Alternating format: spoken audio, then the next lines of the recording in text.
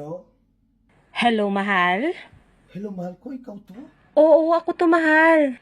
Ngayon ko lang natanggap yung sulat mo, kaya tinawagan agad kita. Akala ko talaga hindi mo na matatanggap yung padala kong sulat, mahal ko.